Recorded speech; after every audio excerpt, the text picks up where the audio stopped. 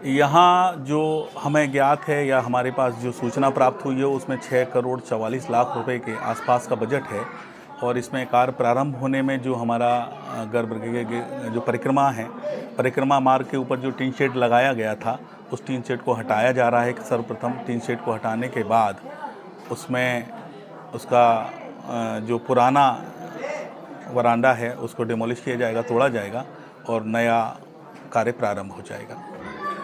शीतला चौकिया नाम का इतिहास, महत्व जरा उसके बारे में हमें कुछ बताइए। शीतला चौकिया धाम का इतिहास 15वीं शताब्दी से मिलता है और जैसा सभी जानते हैं कि माँ के दरबार में आने के बाद दर्शनार्थी भक्त जो भी आता है और सच्ची श्रद्धा से उसने माँ के समक्ष रखा है और अपनी मनोकामना रखी है वो पूरी हुई है।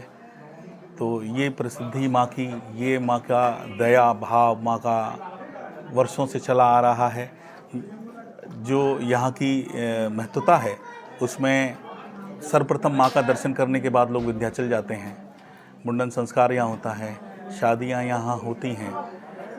शादी के बाद लोग यहाँ आते हैं और दोनों युगल जो नव युगल होता है वो दर्शन प्राप्त करते हैं।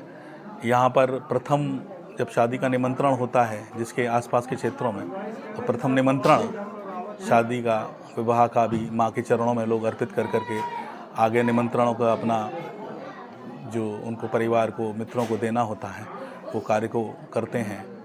तो इसी प्रकार की मान्यता है यहाँ। कढ़ाई लोग करते हैं।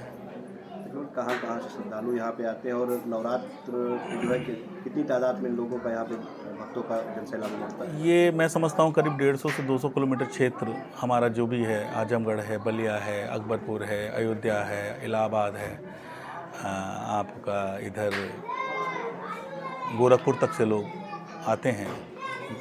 और आने वालों की संख्या के बारे में आप पूछें या उनके बारे में पूछें तो जो लोग पैतृक रूप से इन्हीं क्षेत्रों में निवासी थे वो किसी कारणवश, किसी कार्यवश अगर मुंबई, कलकत्ता वहाँ भी चले गए हैं तो वो भी अपने मुंडन आज भी यहीं कराते हैं। तो वो लोग भी दूर दूर से आते हैं। मैं समझता हूँ पूरे भारतवर्ष से लोग अब तो यहाँ आते हैं और माँ का दर्शन प्राप्त करते हैं।